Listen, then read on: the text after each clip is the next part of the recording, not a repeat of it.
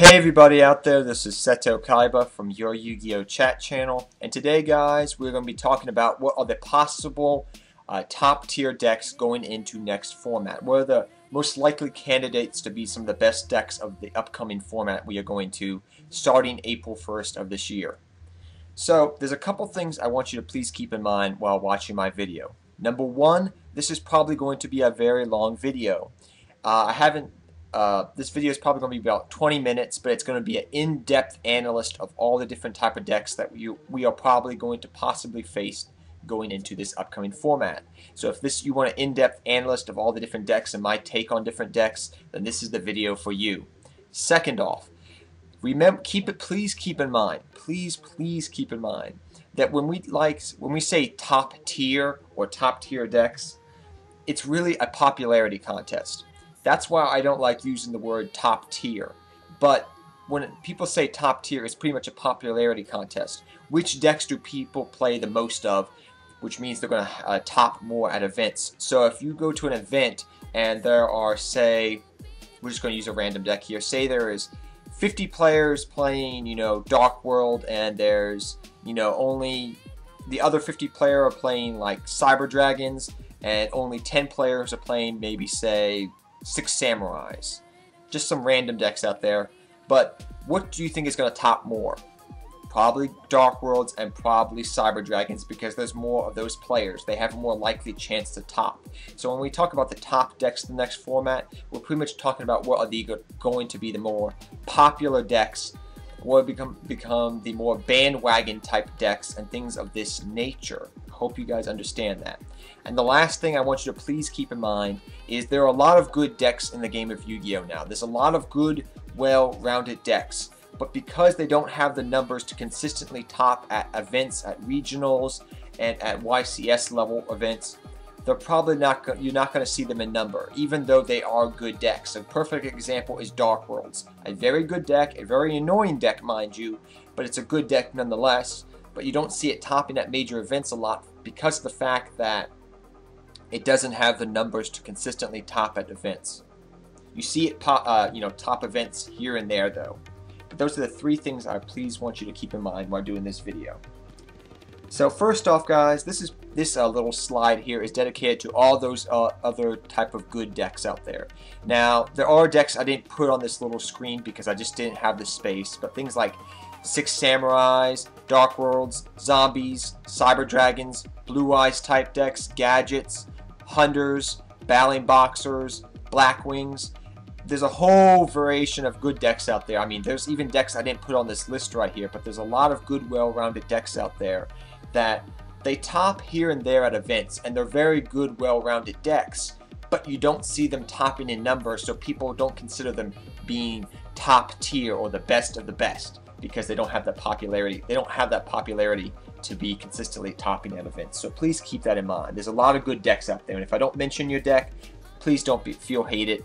I play a whole bunch of good decks, but I'm not even mentioning them because they're not going to probably consistently top. So let's talk about two decks that are getting some more support come, Primal Origins. Is that right? Primal Origins, I believe it's called. If I messed up the name of the next set that's coming out, please forgive me. But Ghost Tricks are getting some new support, and Sylvans are going to get new support. Now, a lot of players play Ghost Tricks where I'm from. It's a very annoying deck to go against. It can stall and stall and stall. It can even deck you out if you go against a skeleton type build. But it's a very annoying deck to play against. But it's more of a good deck for the regional, local circuit than, say, a YCS. But it's a very fun deck to play. But I don't see it topping a lot of events. Sylvans, on the other hand, have that bandwagon hype going for them right now. Everybody is up in arms about that new Sylvan Charity card that's coming out. And I think it's going to have the hype and the push to make some good tops at upcoming events. I think it's going to be one of those type of decks that's going to be good going into next format after the set is released in May. And I think it's going to top events. I think it's going to have the numbers. I think it's going to have that popularity. And if it starts winning at events, at regionals and YCS level events, this deck is going to be bandwagon to death. Other two decks that just don't seem to top enough, even though they're good, well-rounded decks.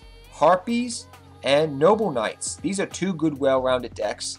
I have faced Harpies at many times at my locals and when I go to regionals. I find that Harpies are a very good regional deck. I'm surprised they haven't topped as much as they should have, because this deck is just a very good deck overall. And Noble Knights, I just don't know why Noble Knights are not topping. I mean, is it because 101 and Big Eye are still a thing? I really don't have an answer for you. Some people say it's because they don't have a Rhoda. Maybe that's why. I really don't know. I know that it's a very good deck if you get your King Knight out. Excuse me, I think it's excuse me, pronunciation problems there. The Author, the King Knight, the Great Knight, where it's just an amazing card. I mean, it's a great Exceed card. But I just don't know why it doesn't top enough. Maybe both of these decks don't have the numbers to top, but they're very good decks to begin with. Next up, I'm just going to mention two decks that we don't know when they're going to get their support, but if they do get their support, expect these decks to top. I don't have a picture of one of the other decks, but Chronomalies and Heraldic Beast. If Chronomalies get Neberdisc, and if Heraldic Beast get those new Heraldic Beast cards that are OCG exclusive, just like the good Chronomaly type cards too, if Chronomalies and Heraldic Beast get their OCG exclusives sometime this upcoming format, either in the Legends of Dragon or in the upcoming set that comes out in May, then I expect them to top events. These decks are very good. If you look at the OCG, Chronomalies are doing very good, but I know that's the OCG, but playing them in the TCG, even just online, Heraldic Beasts are very consistent at spamming out rank 4 cards, and Chronomalies are just a very good deck overall. So I expect these decks to top if they get their support, but if they don't get their support, I expect these decks to do nothing. Light Swarms. Now, according to what I looked up on Yu-Gi-Oh! Wiki, Light Swarm Structure Deck is scheduled to come out in July. So, I don't know if it's going to be after July 13th. It doesn't say right now when I looked it up, but it says sometime in July. So, it's either going to affect the tail end of this format or going into next format for sure. So, it's either going to affect the last 13 days of this format coming up or the format after this. But I expect Light Swarms that will top events towards the end of this format, for the reasons being that they're Light Swarms, they're Saki, JD at 3 is a thing. Yes, the deck can be somewhat inconsistent at times because it is a mill deck, but people are just going to want to play it and play it in numbers. So I think just sheer numbers alone and the cheapness of this deck and how cheap it is and how, you know, Sakia wins you can expect from this deck, I think that it has the possibility to top. Kind of like what Cyber Dragons did when the Cyber Dragon Structure Deck came out. And kind of the same thing Blue Eyes did when Blue Eyes Structure Deck came out. They topped because of sheer numbers at the regional level. And I expect the same thing to happen with Light Swarms. Granted, I don't know the exact date they're coming out, though. Spellbooks. Spellbooks are still a good deck, and you don't see them top a lot because Fate is at 1 now, but the deck is still good. And I do expect it to top here and there, probably at the regional level. Not so much the YCS level, but I do expect it to top here and there. It is still a very good deck. Evil Swarms. I think this could be a black horse, depending upon the format that comes up in this upcoming format. Evil Swarms are a deck that just pretty much shut down any level 5 or above deck out there. It just shuts them down completely. If artifacts become a thing, Evil Swarms will be there to stop them. If Madolches become a thing, Evil Swarms may be there to stop them too, and let me explain why. Master Key Beetle Vandy's Emptiness on a Madolche deck is deadly. It is deadly as anything else out there, believe me. I'll talk about more about that when I get to Madolches, but I think Evil Swarms, if artifacts become a thing, if Sylvans become a thing, if decks that special summon big monsters or get out big monsters, Evil Swarms will be there to stop them. So I would expect them to maybe top at the regional level. Here and there you may see them, just because the fact that Evil Swarm Ophion is a thing, and there's a possibility going into this format that after the set is released in May, that if we have things like Sylvans and artifacts that start doing good, Evil Swarm will be there to stop them. Gravekeepers. Why is nobody mentioning Gravekeepers? People are like, well, the deck's not topping. Well, Gravekeepers have really never had the number of tops like they should be, or enough players to play the deck to have it consistently top, but it's a very, very good anti-meta deck, and it shuts decks down. I have beaten Gravekeeper Dolce decks with Angeli online, and even friends that proxy are using proxies at Angeli with Gravekeepers. I've beaten them. It's possible. You wouldn't think it is, but if you have the ability against a Dolce deck to go Evil Swarm, Master Key Beetle, flip up Vanity's Emptiness, but Dolce deck can't do poop. And unless they, want to overlay Necro Valley, I mean, Gravekeepers are good against a whole bunch of different decks. And going into this upcoming format, I think they have a possibility to still be one of those anti-meta decks, just like Evil Swarm has the possibility of being an anti-meta deck. But I think Gravekeepers, with the new support they got, have the possibility of being a good anti-meta deck. They're just a very good deck in general. They're a very good rounded deck. Even though they are slow, they're good and they're consistent. And the back row can be a thing.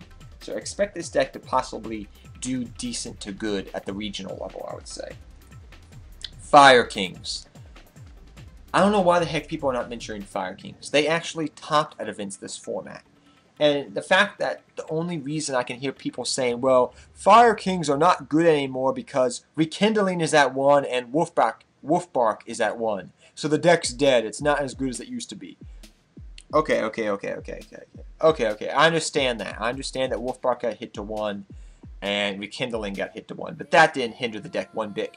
Garunix and Onslaught and Circle are still a thing. Blowing up the field is still a thing. Go ask Mr. Black Rose. Go ask Dark that just can blow up one single thing. Garunix, recurring Garunix, the loop with Garunix is very good. Fire Kings are still a good thing. You still have your one searchable Wolfbark because Tanky is still at 3, and you can still go Rekindling late game if you want to, and that can still help you. Fire Kings are still a deck to be reckoned with. And in some shape or form, I think they're a little bit better than Fire Fist in some small way. But they're just still a very good deck. And I don't know why people are not mentioning this deck. It's a very good deck, especially at the regional level. Okay, let's talk about some decks that did get hit this past ban list and what we can expect for them going into next format. Heraldic Dragons, E-Dragons, I guess you could say. Heraldic E-Dragon type decks. Mythic Dragons, if you want to call them that.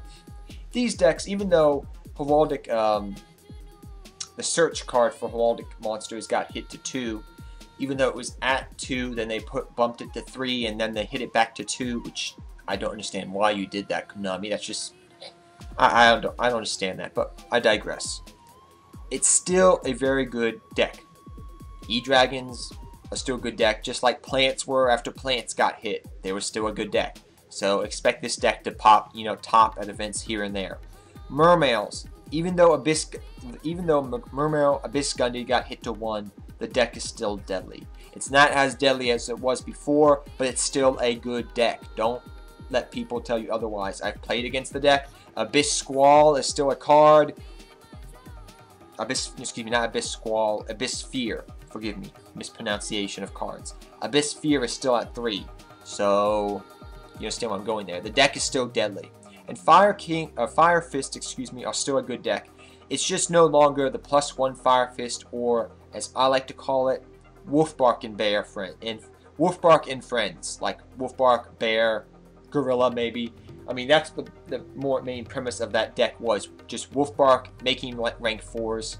But Fire Kings overall didn't get hit because you still have one searchable Wolfbark to go and get out of certain situations, and you still have Fire Fist and Tanky still at 3. So the deck, Fire Fist is still a deck. It's just no longer Wolfbark and Friends is still a deck. I've heard people saying that deck can still be played, Wolfbark and Friends, but or the +1 Fire Fist can still be played, and I have to see it more. I have to play against it more to make a final decision upon that deck. Geargia, one of the most cheapest decks of this format, going up to this format. Really, I mean, Geargia are just going to have sheer numbers because of their effectiveness. Geargia Armor is a thing. and the ability of this deck to be very cheap. It's not an expensive deck to play. It's probably one of the most cheapest decks you can possibly build this upcoming format. Gear stuff has gotten reprints, most of the stuff. So it's a very cheap deck to make. And even though I don't believe Gear Armor, or excuse me, not Gear Armor, Ogre, the Stratos of Gears that's coming out, I expect there will be a structure deck coming out probably later this year with the Ogre and all those other new Gear cards. They will probably come out later this year, probably towards the fall of, towards probably the later tail end of 2014. I expect that's where Ogre will come out, but just sheer numbers of Gear, no matter, even if it's Gear Karakuri, pure Gear, pure Karakuri, those type of decks are still going to do good going into this format. Karakuri, a deck I didn't mention earlier, that deck can still do good. Pure Gear, that is still going to be doing good probably. Gear Karakuri, a mix of the two, that deck is probably going to be still good. I don't know which one's going to be more prevalent, but one of those variations is probably going to be very prevalent, and just Gear Armor is such a good card. Okay, let's talk about some older archetypes, out there that are getting new support in the upcoming set. Gustals and Scraps. Okay, Gustals, I've been talking with fellow players that used to play Gustals, Gustos. Forgive me, bad pronunciation of card names. But Gustals, Gustos. Sorry, I'm having some problems pronunciation, some archetypes here, people. But Gustos. Gustos are going to be a good deck, I think. I've been talking with players that play that deck, that used to play that deck, and they feel that this deck is actually a very good and a very viable deck going into this upcoming format after the set is released. So be expected that this deck may top at the regional level. And Scraps. I wouldn't have said Scraps were going to be a good deck, but I think they're going to be good either the tail end of this format or definitely next format. And why do I say that? Because supply unit is a thing. If anybody has played supply unit with Scraps, that stuff is broken. It is broken, and it's so broken that I may play Scraps because I like this deck. I've always had a thing about Scraps because they're an older archetype with new support, which is a fun deck to play. So I don't know what Scraps are going to do exactly, but I have a feeling that they will be played at the regional level. And probably towards the end of this format, going into next format, there will be a deck that is more played, especially when supply unit comes out. I wouldn't be expecting that this deck could be actually a top, a tier 2 deck, a tier 1.5 when supply unit comes out. It's going to be a very good deck no matter what, I think, though. Okay, Madolches. The deck I personally play. Yes, you heard me correctly. I personally have played Madolches for about 2 years now. This archetype's it's over 2 years old now, I think Madolches are almost. About 2 years old now, Madolches are. But people have been hyping up Angeli like it's going out of style.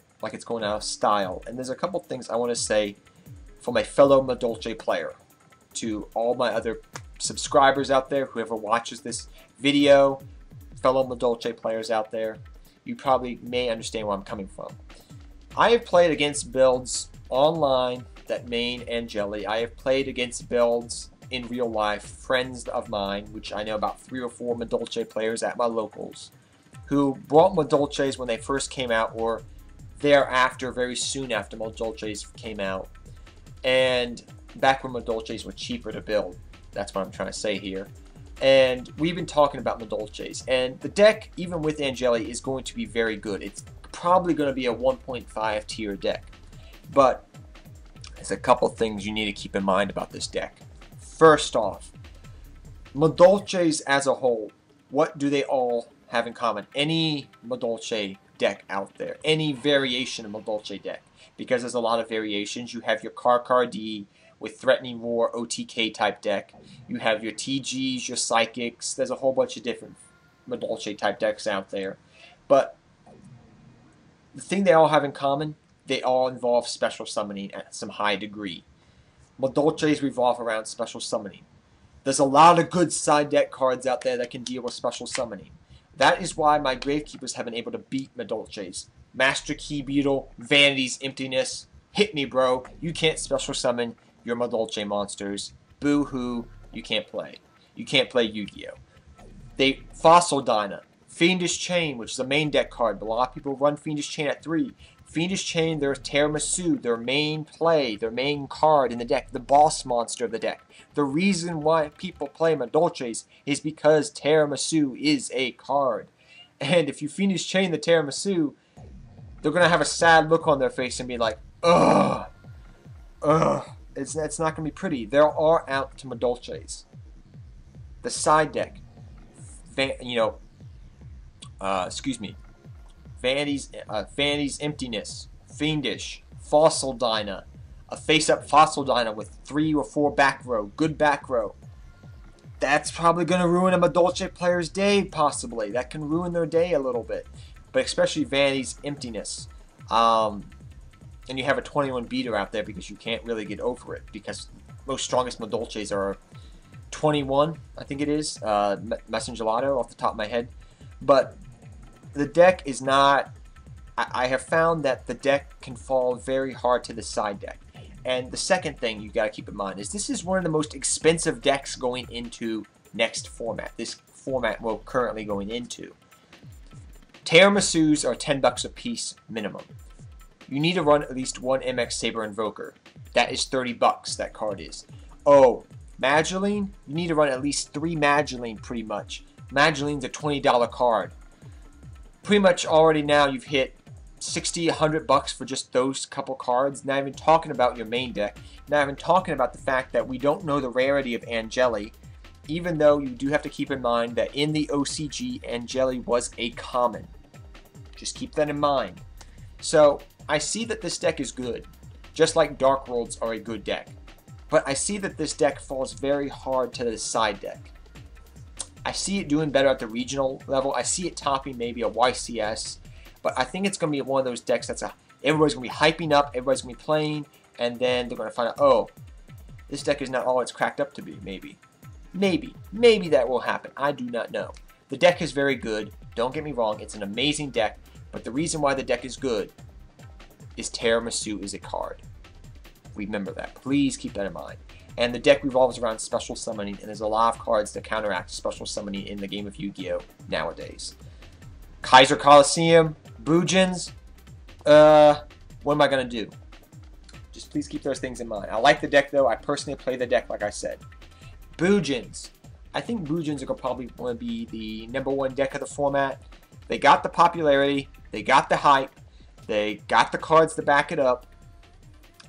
They got the cards to counteract a lot of spammy OTK type decks out there because Kaiser Coliseum is a thing. They can sit behind their Kaiser Coliseum, have a Yamato, have a Crane, have a Hare in the graveyard. What you gonna do? What you gonna do? You know, you can't go 101, steal that Boojin Yamato because he's normal summon, mind you. So you can't do all that. I think Boojins are going to probably be the best deck of the format. They got the popularity. When I look around and I see other people playing and building decks, what is the #1 decks I see them playing and building? Boojins, Sylvans, Artifacts. When they come out, they want to build Artifacts. These other decks. I don't see a lot of players building Madolches because they're too expensive. Madolches, also keep in mind, please, that Madolches, like I said, I play the deck, but they've never had the numbers to consistently top at events. But back to Boojins now. They have, I think, I see, Boojins are already starting to top events. Already in this past format. So guys, I hope you guys all enjoyed this in-depth analysis of all the possible decks that could be competitive this format. And I want to ask you guys, what deck do you think is going to be the #1 deck of this format when it's all said and done? And I also want to take a chance and say I apologize for this video being such a long video, but I hope I did a good job of going in depth into all the different possible top tier decks of this format. And until next time guys, take care, have fun dueling, good luck dueling, and I'll see you guys next time. Seto Kaiba, I'm out of here guys.